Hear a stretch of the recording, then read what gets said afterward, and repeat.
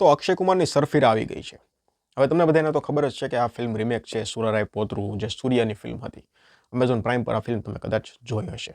Remake છે ને એ વાતને તમે સાઈડમાં અત્યારે મૂકી દો અને પ્રોપર ફિલ્મ ઉપર આપણે ફોકસ કરીએ કે ફિલ્મ કેવી છે. અત્યારે રિમેક છે એ ભૂલી જાઓ.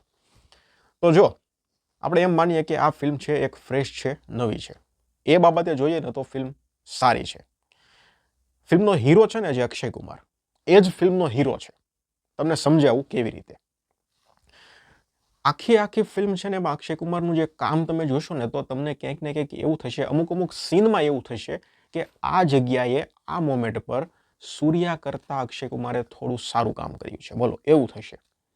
એટલે કહું છું કે આ ફિલ્મનો જે હીરો છે ને એ જ આ ફિલ્મનો હીરો છે. ક્યાંક ને ક્યાંક 75% જેવી ફિલ્મ છે અક્ષય કુમારે પોતાના ખભા પર ઉપાડી દીધી છે.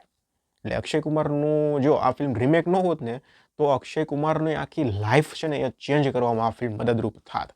એ રીતનું કામ છે.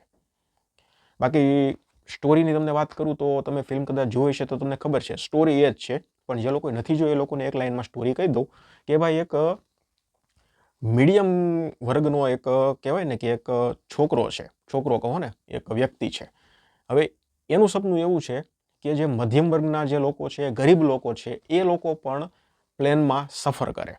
જે પૈસાવાળા લોકો છે એની જેમ મધ્યમ વર્ગના લોકો કે ગરીબ લોકો પ્લેનમાં સફર કરે. એટલે હવે આગળ શું થશે અને એ બધું તમારે આ ફિલ્મમાં જોવાનું છે. કેમિયો પણ છે ફિલ્મમાં થોડા, હવે કોના છે અને શું છે ને એ બધી આપણે કંઈ વાત નથી કરવી. ફિલ્મની વાત કરું તમને તો અક્ષય કુમારનું કામ સારું છે. રાધિકાનું કામ કરું તો રાધિકાનું કામ પણ સારું છે. એનું એવું નથી કે ભાઈ હિરોઈન છે તો શું કામ લીધી ને એની કાંઈ જરૂર નહોતી, એવું નથી. રાધિકાનું કામ છે એ નોટ કરવા જેવું છે, નોટિસેબલ કામ છે. એટલે એનું કામ પણ સારું છે. બાકી પણ બીજા પરેશ રાવલનું તમને કામ કરું તો પરેશ રાવલ તો તમને ખબર જ છે એ પોઝિટિવ હોય તો પોઝિટિવમાં જમાવે, કોમેડીમાં હોય તો કોમેડીમાં જમાવે અને નેગેટિવમાં હોય તો એની વાત જ તમે જવા દો. પરેશ રાવલનું કામ પણ જબરજસ્ત છે. બાકી બીજા જેટલા કલાકારો છે બધાનું કામ સારું છે. હવે વાત કરીએ આપણે કે ફિલ્મમાં છે ને જે લોજિક અમુક જગ્યાએ તમને પાછું એમ થશે કે ભાઈ આવું થોડું હોય. એટલે લોજિકનું પાછું પૂરતું ધ્યાન રાખવામાં આવ્યું છે.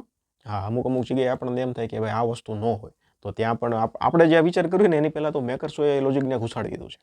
એટલે લોજિકનું પણ આમાં નાના લોજિકનું ધ્યાન રાખવામાં આવ્યું છે. બીજી વસ્તુ તમને કહું, જેણે ઓરિજિનલ ફિલ્મ ડિરેક્ટ કરી હતી ને એ જ ડિરેક્ટરે આ ફિલ્મ ડિરેક્ટ કરી છે.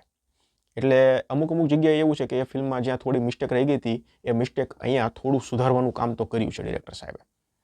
એટલે એ એક સારો પ્લસ પોઈન્ટ કહી શકાય. ગીત ઇમ્પ્રેસ નહીં કરે. અને હું તો એમ કહું છું કે ગીત છે તો વાંધો નહીં, ઠીક છે, પણ ઇમ્પ્રેસ નહીં કરે. કોઈ એવા ગીત નથી કે આપણને મજા આવી જાય, કે અંદરથી આપણે આમ ઇમ્પ્રેસ થઈ જઈએ, કે આપણે અંદરથી આમ આપણામાં આમ જીતવાનો જજ્બા આવી જાય. મોટિવેશનલ ગીત નથી. જે આમ ફિલ્મમાં મોટિવેશનલ ગીત છે પણ આપણને મોટિવેટ નહીં કરે.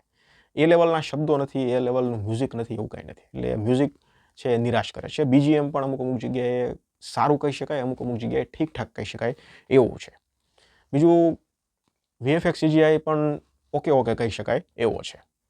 તો અંતમાં વાત એ આવે છે કે હવે આપણે જે રિમેકવાળો છે ને એ ટોપિક સાઈડમાં મૂક્યો છે ને લઈ લો મધ્યમમાં, અને એમ કહી શકાય કે ભાઈ રિમેક છે. એટલે મેઇન વાત એ આવે છે કે કોણ જોવા જશે. હા, અક્ષય કુમારના ફેન છે ને એ લોકોને તો હું ડેફિનેટલી રેકમેન્ડ કરીશ કે ભાઈ તમે લોકો જાઓ અને અક્ષય કુમારનું સોલિડ પરફોર્મન્સ આમાં તમે જુઓ. બાકી સ્ટોરી વાઇઝ તો સારી કહી શકાય. અને હા, જે લોકોને ફિલ્મ ગમશે, કોને, જે લોકોએ ઓરિજિનલ નથી જોઈને એ લોકોને ફિલ્મ ઇમ્પ્રેસ કરશે. તો ડિસન્ટ વર્સ્ટ કહી શકાય એવી ફિલ્મ છે. મારા તરફથી ફિલ્મને હું 2.5 સ્ટાર આપું છું. તમે જોઈ લીધી હોય તો મને કમેન્ટ સેક્શનમાં જણાવો ફિલ્મ કેવી લાગી. થોડી ટ્રીમ કરવાની જરૂર હતી, આ મને એવું લાગ્યું. ફિલ્મ 2 કલાક અને 32 મિનિટ અરાઉન્ડની છે, તો 2 કલાક અને 15 મિનિટ અથવા 10 મિનિટ આજુબાજુની કરી નાખી હોત ને તો થોડું વધારે સારું હતું. ક્યાંક એવું લાગશે કે ફિલ્મ છે એ થોડી ખેંચેલી છે, થોડી લાંબી કરેલી છે, થોડી જરૂર નહોતી, એવું બધું કંઈક છે. તો 2.5 સ્ટાર આપું છું. ડિસન્ટ વોટ કહી શકાય એવી ફિલ્મ છે. ધન્યવાદ.